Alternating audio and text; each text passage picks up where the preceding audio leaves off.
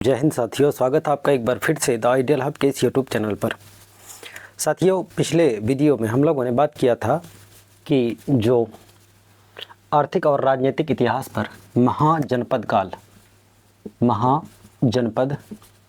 काल और इससे संबंधित जितने सारे राजवंश थे, यानी जितने सारे महाजनपद थे, यानी कुल मिलाकर महाजनपदों की संख्या कितनी बताई जा रही है अंगुत्तर निकाय में और भगवती सूत्र में 16। उन 16 महाजनपदों के बारे में और उनकी राजधानियों के बारे में हम लोगों ने कल यानी पिछले वीडियो लेक्चर में बहुत विस्तार से चर्चा किया। आज हम लोगों को देखना है इस महाजनपद काल में जो मगध है, मगध का उत्कर्ष यानी राइज ऑफ मगध। और मैंने पिछले वीडियो लेक्चर में बता भी दिया था कि मगध में जो पहला राजवंश था वो क्या था, बृहद्रथ। तो मगध का जो उत्कर्ष है हम लोग इसको 3 पार्ट्स में डिवाइड करके देखेंगे। पहला पार्ट जो होगा, बीच में सेंटर में किसको रखेंगे हम लोग, मौर्य वंश को, मौर्य वंश यानी मौर्य काल को। और मौर्य काल से पहले हम लोग जिस वंश के बारे में चर्चा करेंगे, जिस काल के बारे में चर्चा करेंगे, उसको बोलेंगे पूर्व मौर्य काल। पूर्व मौर्य काल के प्रमुख राजवंश कौन कौन से राजवंश हैं, और उसके बाद मौर्योत्तर काल। मौर्योत्तर काल का मतलब कि जो मौर्य काल के बाद जितने भी राजवंश हुए, जितने भी राजाओं ने राज किया, जितने भी वंशों ने रूल किया, उन सारे राजवंशों के बारे में हम लोग बारी बारी से चर्चा करेंगे। तो चूँकि पहला जो हम लोग का है वो क्या है, पूर्व मौर्य काल, तो आज हम लोग पूर्व मौर्य काल पे ही चर्चा करेंगे।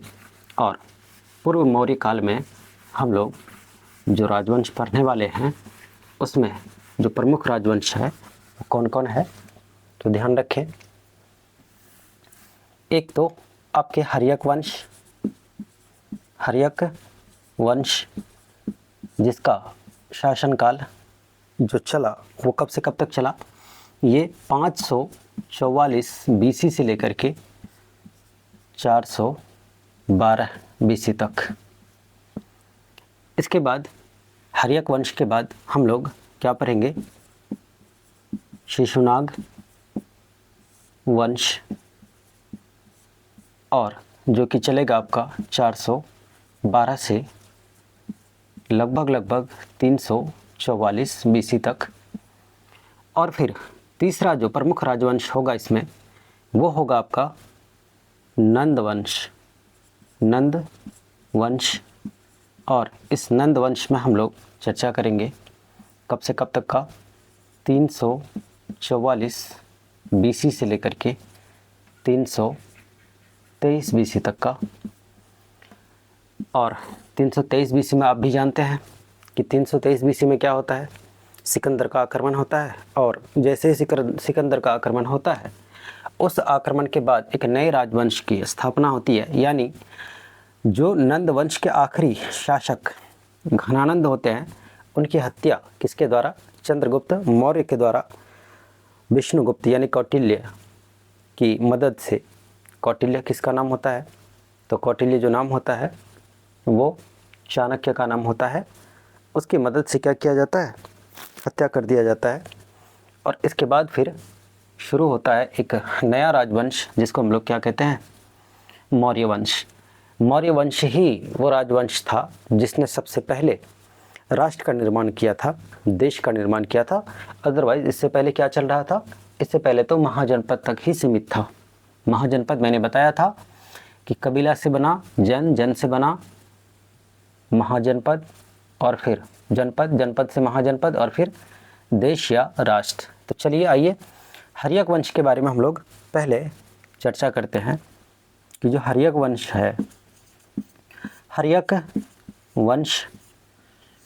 हर्यक वंश इसके संस्थापक सबसे पहली बात कि ये कब से कब तक है, तो 544 बीसी से लेकर के 412 BC तक। और हर्यक वंश में जो आपको ध्यान रखना है, ये पितृहंता वंश, पितृहंता वंश के नाम से जाना जाता है। पितृहंता वंश इसलिए क्योंकि इसमें जो पहला शासक होता है, तो पहले शासक का नाम जो है वो बिंबिसार। बिंबिसार की हत्या उसके बेटे अजातशत्रु ने किया और फिर अजातशत्रु की हत्या उसके बेटे उदयन ने किया, जिसके वजह से इस वंश का जो नाम पड़ा वो पितृहंता वंश नाम पड़ा। और इस वंश का जो प्रमुख शासक आपको ध्यान रखना है, उसमें से पहला ध्यान रखना है किसको, किसके बारे में, तो पहला जो रूलर है वो है आपके बिंबिसार। बिंबिसार और बिंबिसार के बारे में जानकारी 544 BC से कब तक, ये 492 BC तक मिलती है कि इसने क्या किया, 544 BC से लेकर के 492 BC तक शासन किया। और इसके बारे में ऐसा कहा जाता है कि इनका जो उपनाम था, उपनाम का मतलब यूनानी नाम, इसका यूनानी नाम क्या था, तो शिरेनिक था। यानी जो बिंबिसार था ये शिरेनिक के नाम से भी जाना जाता था। और इन्होंने अपने साम्राज्य को बढ़ावा देने के लिए, यानी अपने साम्राज्य विस्तार के लिए, साम्राज्य विस्तार के लिए इन्होंने क्या किया, इन्होंने 3 तरह की नीतियां अपनाई।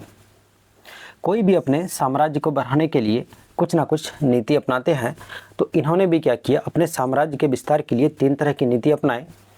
और वो नीति क्या थी, एक तो पहली बात मित्रता, यानी पहले दोस्त बनाएंगे, अगर नहीं मानेंगे तो युद्ध करेंगे, और अगर उससे भी नहीं मानेंगे तो लास्ट में वैवाहिक संबंध, वैवाहिक संबंध। इन 3 तरीकों पर, इन 3 नीतियों पर चल करके इन्होंने अपने साम्राज्य का विस्तार किया। इनकी मित्रता की जो चर्चा है वो बेहद ख़ास है। वो कहाँ से, तो याद रखिए अवंती एक ऐसा राज्य जो कि सबसे, मैंने बताया था कि सबसे पश्चिम में, सबसे पश्चिमी जो जनपद था, महाजनपद था, वो क्या था, तो वो था अवंती। और अवंती के प्रमुख राजा कौन थे, चंड प्रद्योत, चंड प्रद्योत। और ये प्रद्योत वंश का था। चंड प्रद्योत का बिंबिसार से काफ़ी ज़्यादा दुश्मनी था। और जब दुश्मनी के बाद कुछ दिन बाद क्या होता है कि इनसे मित्रता हो जाती है। मित्रता होने के बाद जो अपना राजवैद्य जो बिंबिसार है, बिंबिसार अपने राजवैद्य जिसका नाम जीवक, अपने राजवैद्य जीवक को भेजता है। कहाँ भेजता है, अवंती के राजा चंड प्रद्योत की इलाज के लिए, जो कि पीलिया रोग से ग्रसित होते हैं। कौन सा रोग, पीलिया रोग। देखिए पहले क्या थी, दुश्मनी, दुश्मनी से बदली किस में, दोस्ती में। दोस्ती भी ऐसी कि अब अगर साथी बीमार है तो उनके इलाज के लिए अपने राजवैद्य, राजवैद्य का मतलब उसमें डॉक्टर तो होते नहीं थे, तो वैद्य के माध्यम से ही सारा काम किया जाता था। और अपने राज्य में एक वैद्य रखा जाता था इलाज के लिए। और अपने राजवैद्य जीवक को भेजा कहाँ पर, तो अवंती भेजा चंड प्रद्योत के इलाज के लिए। चंड प्रद्योत कौन से रोग से ग्रसित था, पीलिया रोग से ग्रसित था। इसके बाद अगर युद्ध की बात करें कि युद्ध में इसने कौन से राज्य को जीता, तो याद रखें अंग, जिसकी राजधानी क्या थी, चंपा या चंपा नगरी। अंग, उस समय अंग का जो राजा था वो था ब्रह्मदत्त। ब्रह्मदत्त, और ब्रह्मदत्त को हराकर अंग को क्या किया, अंग को मगध में मिलाया। पहले तो दोस्ती का हाथ बढ़ाया, लेकिन ब्रह्मदत्त भी कोई छोटे मोटे राजा तो नहीं थे, ये कैसे मान जाते। इन्होंने भी नहीं मानी और फिर लास्ट में युद्ध करना पड़ा। जब युद्ध हुआ तो युद्ध में ब्रह्मदत्त की हार हुई और अंग को मिला लिया। कहाँ? मगध में। अंग वर्तमान में जो भागलपुर और मुंगेर का क्षेत्र है, उसी में अंग महाजनपद एग्जिस्ट करता था। मित्रता के माध्यम से अवंती को अपने साथ किया, युद्ध के माध्यम से अंग को अपने साम्राज्य में मिलाया, मगध में मिलाया। और वैवाहिक संबंध में अगर देखें तो वैवाहिक संबंध में इन्होंने 3 विवाह किया था। प्रथम विवाह इन्होंने किससे किया था?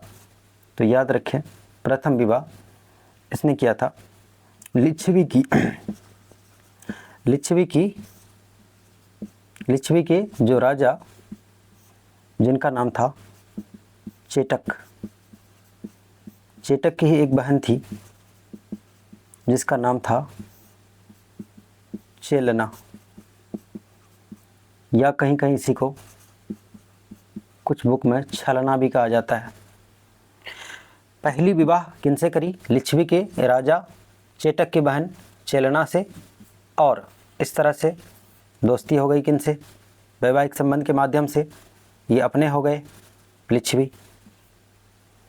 इसके बाद इन्होंने दूसरी विवाह है इन्होंने किससे करी? तो दूसरी विवाह इन्होंने जो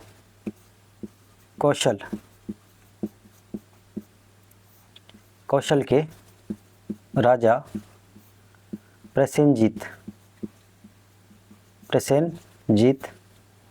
और इस प्रसेनजीत की जो बहन थी, प्रसेनजीत की बहन से किया। और दहेज के रूप में क्या प्राप्त हुआ? दहेज के रूप में प्राप्त हुआ काशी की प्राप्ति हुई जब इन्होंने कौशल के राजा प्रसेनजीत की बहन से विवाह किया। अब दहेज के रूप में काशी भी मिल गया। इन्होंने तीसरी विवाह किनसे करी? तो तीसरी विवाह इन्होंने कुरु महाजनपद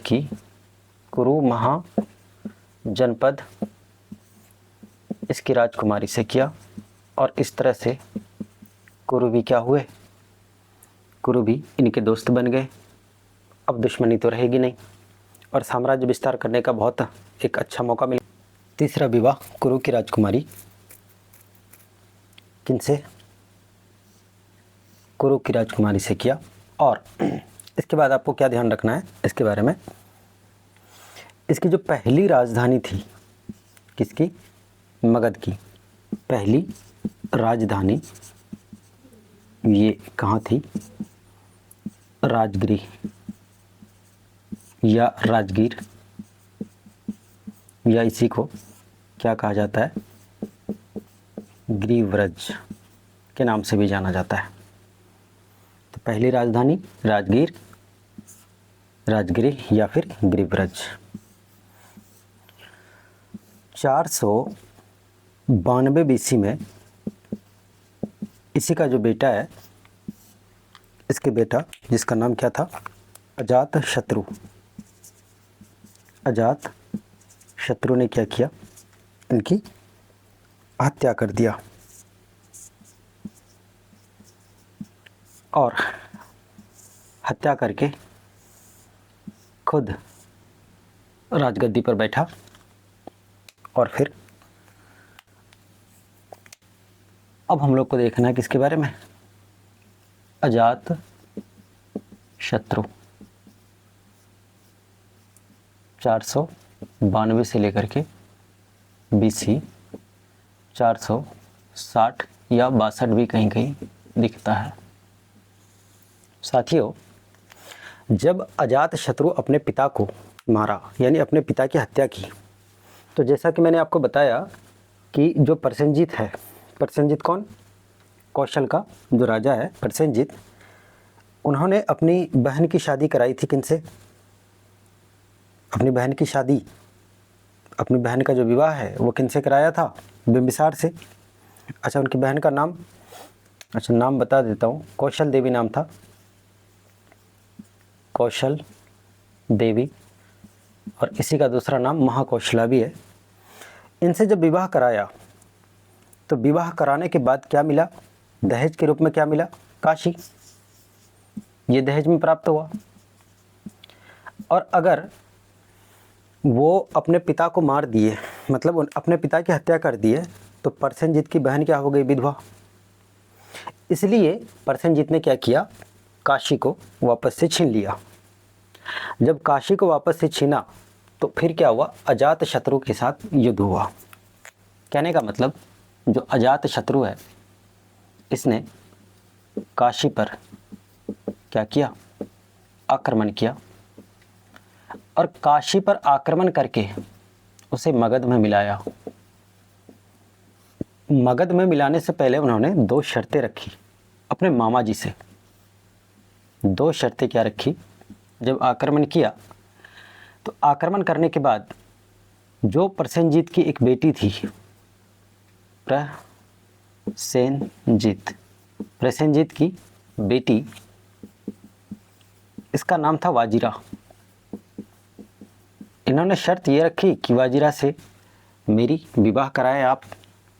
दूसरी बात, काशी जैसे मेरे पिताजी को दहेज में दिया था आपने, वैसा ही काशी मुझे भी क्या करे?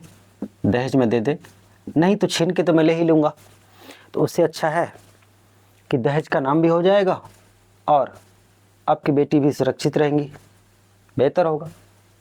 मजबूर होकर के अजात शत्रु के हाथों कन्यादान किया प्रसेनजीत ने अपनी बेटी का, वाजिरा का, और साथ ही साथ काशी को दहेज के रूप में दिया।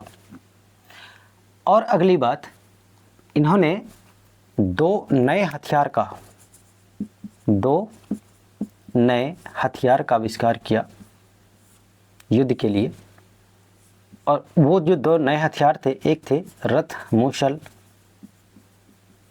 रथ मूसल और एक महाशिला कंटक। रथ मूसल और महाशिला कंटक, ये 2 नए हथियार इन्होंने युद्ध के लिए तैयार किए। इनके सामने सबसे बड़ा चैलेंज ये था कि वज्जी को कैसे जीता जाए, क्योंकि वज्जी 8 गणों का एक संघ था और उसको जीतना बड़ा ही मुश्किल काम था। इसके लिए एक बार मुलाकात होती है किनसे? गौतम बुद्ध से। और गौतम बुद्ध के चरणों में गिरकर ये अजात शत्रु क्या करते हैं? अजात शत्रु उनसे आशीर्वाद लेते हैं कि महाराज बताए कि मैं ऐसा क्या करूं कि मुझे विजय प्राप्त हो, किन पर? बृज्जी पर या वज्जी पर। तो बहुत सोच समझ करके गौतम बुद्ध ने उन्हें एक तरकीब बताई कि देखिए, अगर आपको वज्जी को जीतना है तो वज्जी में सबसे पहला काम आप ये करें कि वज्जी में जो 8 गण हैं, 8 गणों में फूट डलवाए। जैसा कि हमारे भारत में 1905 में अंग्रेज़ों ने क्या किया? फूट डालो और शासन करो। कहने का मतलब, हिंदू मुसलमान में बांट करके बंगाल को 2 हिस्सों में, 2 टुकड़ों में बांट दिया। उससे पहले ही ये हमारे देश में हो चुका था। वज्जी पर आक्रमण करने से पहले उसने क्या किया? अपने, यानी अजात शत्रु ने क्या किया? अपने जो राज का जो मंत्री था, सलाहकार था, जिसका नाम था वर्षाकार, या उसी को बोलते हैं वस्साकार, इनको भेजा। और इनको भेज करके 8 गणों को एक दूसरे के साथ लड़वाया। एक दूसरे के साथ जब लड़े स्वाभाविक है, लड़ेंगे तो आर्थिक नुकसान होगा। इसके अलावा जो लोगों की संख्या है उसमें कमी आएंगी, सैनिकों की संख्या में कमी आएंगी, और किसी एक में तो कमी नहीं आएंगी, आठों के आठों गणराज्यों में कमी आएंगी। इसका फ़ायदा उठाकर अजातशत्रु ने क्या किया, आक्रमण कर दिया। और जब आक्रमण किया तो आक्रमण करके वज्जी को क्या कर लिया, वज्जी को मगध में मिला लिया। इतने खतरनाक थे कौन, अजातशत्रु। और इसने क्या किया, और इसने क्या किया साथियों, इसने क्या किया तो याद रखें, ऐसा किताबों में है कि इसने जो शहर है, कौन सा, पाटलिपुत्र शहर, उसको इन्होंने बसाया था। लेकिन जो बीपीएससी है, बीपीएससी इस बात को नहीं मानता। बीपीएससी मानता है कि नहीं, उस शहर को जो बसाने का काम किया था वो उदयन किया था। लेकिन किताबों में आपको दिख जाएगा कि उस शहर को बसाने का काम किसने किया था, शहर को बसाया इसी ने था। लेकिन हम लोग कुछ नहीं कर सकते हैं, हम लोग को तो आंसर के हिसाब से चलना होगा। जो आंसर बीपीएससी मानती है उसको हम लोग को मान के चलना होगा। इसके बाद क्या होता है साथियों, जैसा आप करेंगे वैसा ही पाएंगे। 460 बीसी में, 460 बीसी में कौन, इसके जो बेटे हैं उदयन, इसने क्या किया, इसने हत्या कर दी अपने पिता की, और हत्या करके अपने राजगद्दी को, मतलब अपने पिता के राजगद्दी को अपने नाम कर लिया। कहने का मतलब, बाप को मारा किसने, पिता को मारा किसने, अजातशत्रु ने, और अजातशत्रु के बेटे ने अपने बाप को मारा। 460 या 62 बीसी भी कहीं कहीं दिखे तो आपको घबराना नहीं है। वैसे भी इसमें ईस्वी तो बहुत कम ही पूछा जाता है, फैक्ट पूछे जाते हैं, तो आपको फैक्ट्स ध्यान रखने हैं। 460 बीसी में उदयन ने हत्या करी। तो देखिए, बाप की हत्या बेटे ने करी, फिर बाप की हत्या बेटे ने करी। इसलिए इस जो राजवंश है यानी हर्यक वंश, इसको किस नाम से जाना जाता है, पितृहंता वंश के नाम से जाना जाता है।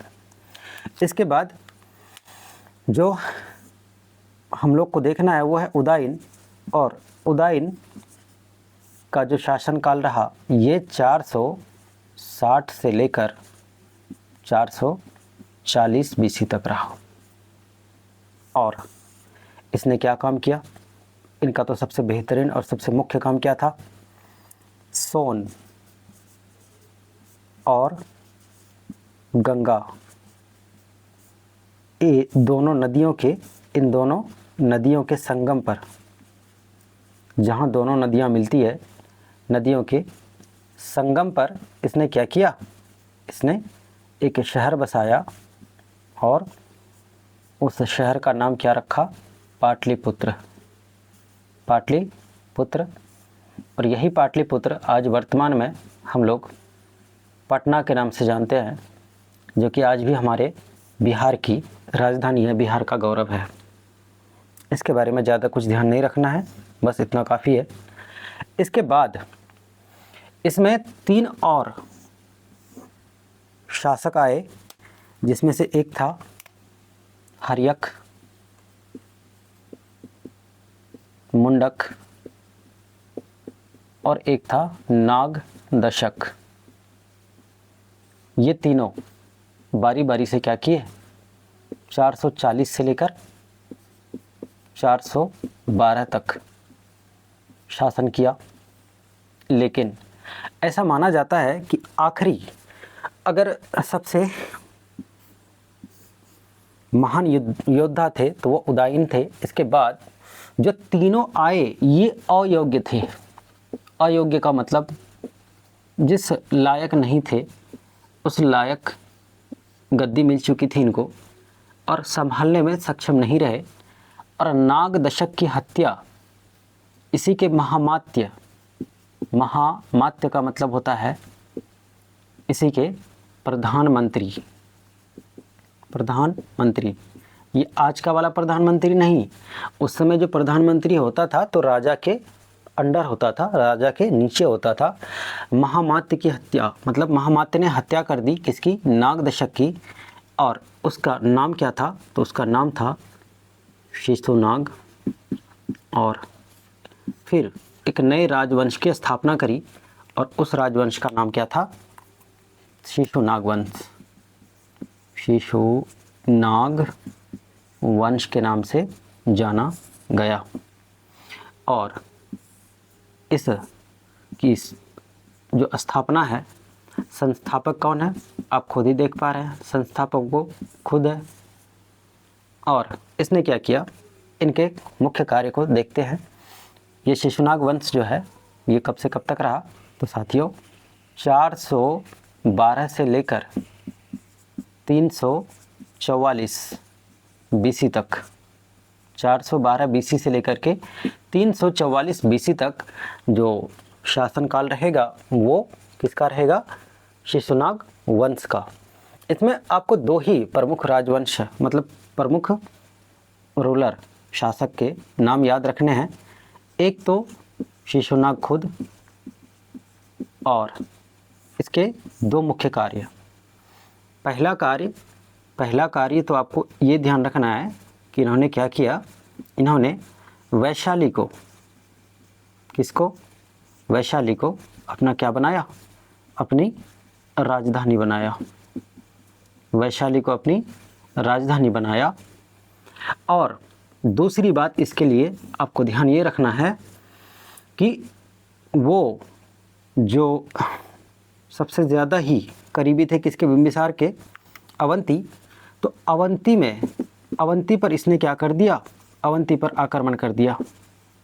और अवंती पर आक्रमण करके प्रद्योत वंश का इसने क्या किया, अंत कर दिया। और फिर अवंती को अपने साम्राज्य में मिला लिया। इसके बाद साथियों जब इनकी मृत्यु होती है तो इनका बेटा कौन, कालाशोक। इसके बाद इनका जो बेटा है वो कालाशोक को ध्यान में रखना है। जो कालाशोक नाम ही देखिए कालाशोक, तो कालाशोक काफ़ी काला होने की वजह से इसको काक वर्ण कहा जाता था, काक वर्ण कहा जाता था। कालाशोक बहुत ज़्यादा काला था जिसकी वजह से इसको काक वर्ण कहा जाता था। काक का मतलब कौवा और वर्ण का मतलब रंग, यानी कौवा वाला रंग। और इसने क्या किया, इसने वापस वैशाली से राजधानी को कहाँ ट्रांसफ़र कर लिया, पाटलिपुत्रा। जो पाटलिपुत्रा अपनी राजधानी किसने बनाया था, किसी समय उदयन ने बनाया था। उदयन ने जो पाटलिपुत्रा है उसको अपनी राजधानी बनाया था। राजधानी के रूप में शहर बसा करके उसको राजधानी बनाने का काम किसने किया था, उदयन ने। और कालाशोक के पिता शिशुनाग ने क्या किया था, वहाँ से ट्रांसफ़र कर लिया था, कहाँ, वैशाली। और वैशाली से वापस फिर कहाँ, पाटलिपुत्र कौन लेके आया, तो उन्हीं का बेटा जिसका क्या नाम था, कालाशोक। इसके अलावा आपको ध्यान ये रखना है कि इन्हीं के शासनकाल में 383 बीसी में, 383 बीसी में सेकेंड बुद्धिस्ट काउंसिल हुआ था। दूसरी बौद्ध महासंगीति हुआ था। और जब दूसरी बौद्ध महासंगीति हुआ तो आपको अच्छे से पता है कि दूसरी बौद्ध महासंगीति में क्या हुआ था। दूसरी बौद्ध महासंगीति में जो बौद्ध धर्म थे वो दो हिस्सों में बट गए थे, एक स्थाविर और दूसरा महासंगिक। अच्छा, पहला किसके शासनकाल में हुआ था, तो साथियों पहला जो हुआ था वो हुआ था अजातशत्रु के शासनकाल में। और अजातशत्रु के शासनकाल में कब हुआ था, तो 483 बीसी में, 483 1383 BC में। और अजातशत्रु में एक बात और ध्यान रखना है आपको कि दोनों ही जो महाज्ञानी थे, कहने का मतलब एक बौद्ध धर्म के, दूसरा जैन धर्म के संस्थापक, दोनों का जो देहांत हुआ वो इन्हीं के शासनकाल में हुआ, अजातशत्रु के शासनकाल में हुआ। इसके बाद कालाशोक के बाद इस वंश का, कौन से वंश का, शिशुनाग वंश का जो आखिरी शासक होता है ये होता है अंतिम शासक। मैं जगह के अभाव में वापस इस तरफ फिर आना होगा मुझे, आ गया मैं। तो जो शिशुनाग वंश का अंतिम शासक कौन, तो अंतिम शासक कौन होता है, याद रखें, महानंदिन।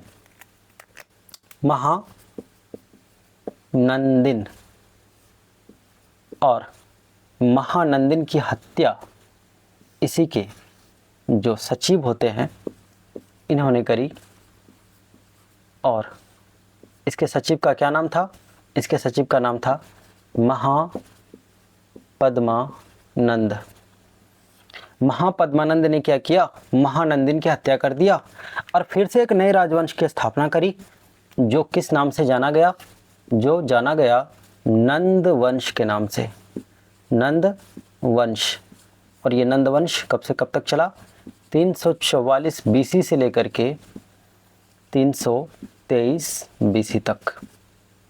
और साथियों, जो महापद्मानंद है, महापद्मानंद के बारे में ज़्यादा कुछ तो ध्यान रखना नहीं है, लेकिन फिर भी दो चार बातें आपको ध्यान रखनी है। एक तो संस्थापक है, दूसरी बात गर्मी बहुत है। नहीं, ये यहाँ की बात नहीं है, गर्मी बहुत है मतलब मैं बोल रहा हूँ। एक तो पहली बात क्या है कि जो महापद्मानंद है ये काफ़ी शातिर होते हैं और अपने साम्राज्य को बढ़ावा देने में ये काफ़ी ज़्यादा माहिर होते हैं। लेकिन जो महापद्मानंद का बेटा होता है, आखिरी अंतिम शासक, उसका नाम होता है घनानंद। और ये जो घनानंद होता है, घनानंद को अपने साम्राज्य पर, अपने सैनिक पर इतना ज़्यादा भरोसा होता है कि उसको ये लगता है कि मैं ही तो हूँ, मेरे अलावा कौन है, मतलब पूरी दुनिया का राजा ही बनना चाह रहा है। इसको पता ही नहीं है कि उधर से आ रहा है कौन, सिकंदर, अलेक्जेंडर द ग्रेट। यही बात बताने के लिए कि कौन आ रहा है, आ कौन रहा था, सिकंदर ने आक्रमण कर दिया था और जो पौरस है उनकी हार हो चुकी थी। और उनको हारते हुए देखा था किसने, कौटिल्य ने देखा था, यानी विष्णुगुप्त ने देखा था, यानी चाणक्य ने देखा था। और यही चीज़ बताने के लिए वो घनानंद के दरबार में आया। लेकिन घनानंद ने क्या किया, उनको नंगा बदन देख करके, भाई वो तक्षशिला विश्वविद्यालय के प्राचार्य थे। कौन, घनानंद, सॉरी कौन, जो विष्णुगुप्त थे, यानी जो चाणक्य थे, वो तक्षशिला विश्वविद्यालय के प्राचार्य थे। और उस समय प्राचार्य लंबी चोटी रखते थे और धोती पहनते थे और बदन में ज़्यादा कपड़ा उपड़ा नहीं पहनते थे। वो आए, जब घनानंद के दरबार में आए तो घनानंद उनको देख करके ही अपने दरबारियों को आदेश दिया कि इनको दरबार में आपने घुसने कैसे दिया, इनको वापस भेजो। मैं कुछ भी सुनना पसंद नहीं करूँगा, इनको वापस से जहाँ से आया है वहाँ भेजो, ज़्यादा अच्छा होगा। और अपमानित करके भगा दिया किसको, चाणक्य को। अब जब अपमानित करके भगाया तो चाणक्य को क्या करना था, चाणक्य को इनसे बदला लेना था, क्योंकि इतना ज़्यादा अपमान कोई सहन नहीं कर सकता। और उसको मिला फिर कौन, एक बच्चा। और वो बच्चा कौन, उसका क्या नाम था, उस बच्चे का नाम था चंद्रगुप्त मौर्य। उस बच्चे को जब देखा, वो काफ़ी कुशल था, खेल रहा था, खेल में ही देखा कि खेल इतना माहिर, खेल में इतना माहिर है और उस बच्चे को अपनी पूरी शिक्षा दीक्षा दी और पूरा युद्ध नीति बताया, युद्ध का कौशल बताया। और फिर क्या हुआ, घनानंद की हत्या करवाई। किसने? 323 बीसी में ही घनानंद की हत्या किसने करवाई?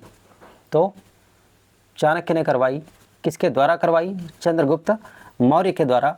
चंद्रगुप्त मौर्य के द्वारा इसकी हत्या होती है और फिर नंद वंश समाप्त हो जाता है। नंद वंश की समाप्ति के बाद एक नए राजवंश की स्थापना होती है, जो कि भारत का सबसे खतरनाक और सबसे ज़्यादा, सबसे पराक्रमी जो राजवंश होता है वो मौर्य वंश होता है।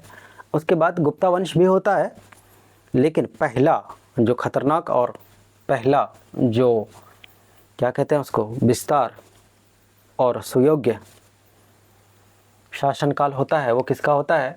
तो वो मौर्य का ही होता है। तो अब हम लोग इसके बाद किसके बारे में चर्चा करेंगे?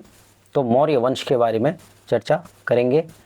आज की क्लास मैं यहीं संपन्न करना पसंद करूंगा, क्योंकि गर्मी बहुत ज़्यादा है साथियों, और पंखा अगर चला दिया जाए तो उसकी आवाज़ आपको बहुत ज़्यादा परेशान करेगा। इस वजह से मैंने पंखा नहीं चलाया है और अब देख सकते हैं। खैर, जो भी हो, अगले दिन मुलाकात करते हैं एक नई दुनिया, एक नई दस्तूर, एक नई मुलाकात के साथ।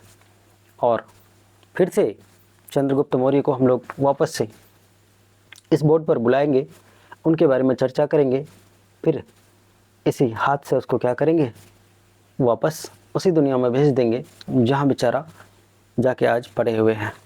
तो तब तक हंसते मुस्कुराते रहिए, खुश रहिए। धन्यवाद। साथ ही साथ जय हिंद।